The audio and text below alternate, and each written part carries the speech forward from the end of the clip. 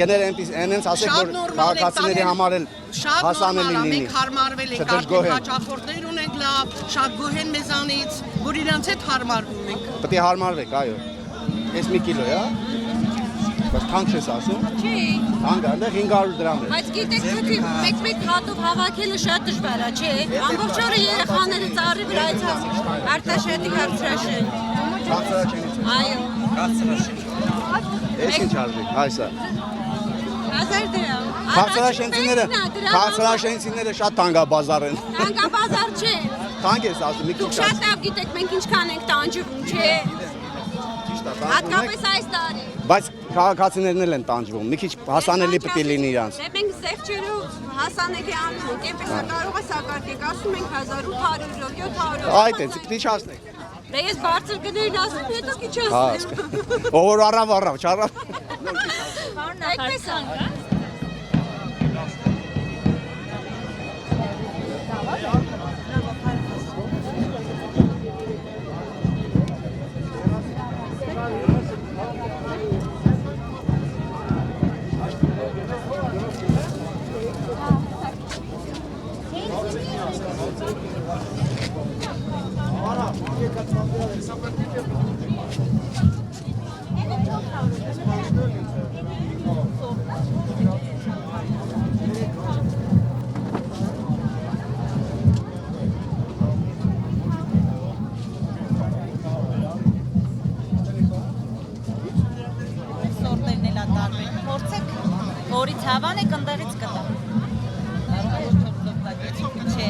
Մենք ժամանակին ենք բացել, որտեղ սպասում ենք, որ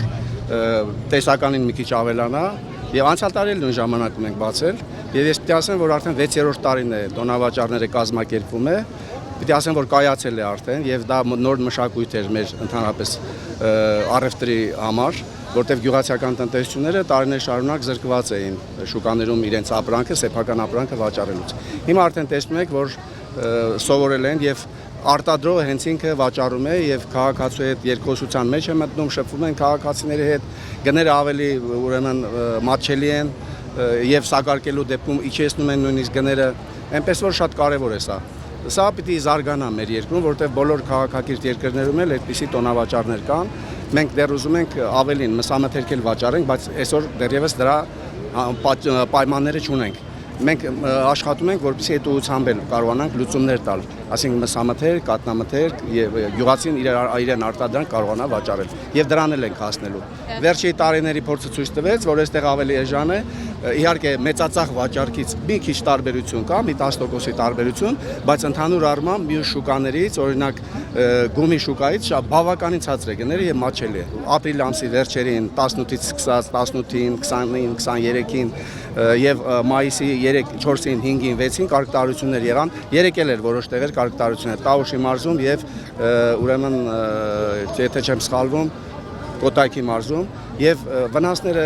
իհարկե կան։ Կարկուտ ամեն տարի լինում է, կարկուտից խուսափել չենք կարող, իհարկե պայքար կազմակերպում ենք դրա դեմ ռիսկերը նվազեցնելու համար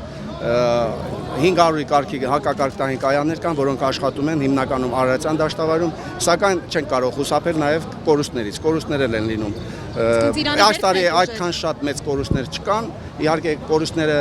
չի կարելի շատ ու քչով բնութագրել, ինչքան էլ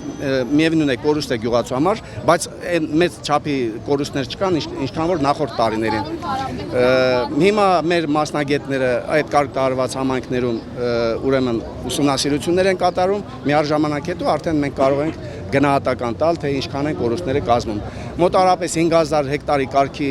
վնասվել է, որից 1500 հեկտարը պտղատու այգիներ, 1100 հեկտարը խաղողի այգիներ, 880 հեկտար բանջարանոցային մշակաբույսեր,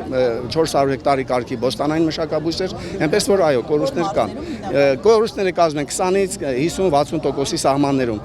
Բայց մի բան էլ պետք է իմանանք, որ կարգտարությունը մասսայական բնույթ չի կրում։ Եթե նույնիսկ 1 հեկտարի վրա հնարավոր է միտեղ 80% վնաս պատճառի, նրա ընդհանրապես մի 50 մետր ենկով 20%, այդպես է կարգուտը։ Գյուղատնտեսական վարկերի մասով ինչպիսի պատկեր է, շատ գյուղացիներ չէին կարողանում ձեռք բերել։ Վարկերի մասով մենք արդեն մարզպետարաններից ցուցակները վաղը կամ այսօր երկուշաբթի օրը կստանանք եւ վարչապետի հանձնարարականը կարդեն, դուք գիտեք կարգտարությունից հաջորդ օրը անմիջապես վարչապետը եղավ Արմավիրի մարզի մի քանի համայնքներում, այնտեղ որ այսօրվա վիճակով տեղադրվում են արդեն 12 հակակարգտային կայաններ, այն վտանգավոր համայնքներում, որտեղ որ ռիսկը ավելի մեծ է, եւ ուրեմն հանձնարարական տրվեց, որ վարկերի ցուցակները հանեն, գյուղացիները որ բանկերում վարկեր ունեն, որպեսզի որոշակի հետաձգում լինի, մինչև բերքահավաքը։ Երևանի քաղաքապետարանի լիազորությունների մեջ մտնում է տարածքների հատկացումը, մենք մեր կողմից դա արդեն 6 տարի է իրականացնում ենք եւ ընթացիկ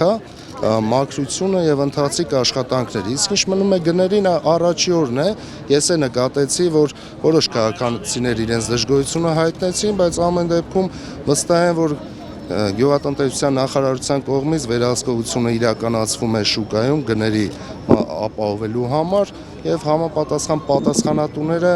անպայման կհսկեն այդ ամենը։ Դեռ 6 տարի առաջ, երբ որ առաջի անգամ հենց այստեղ գյուղ մթերքի շուկա ենք բացում, շատերը թերհավատ էին վերաբերվում, որ սա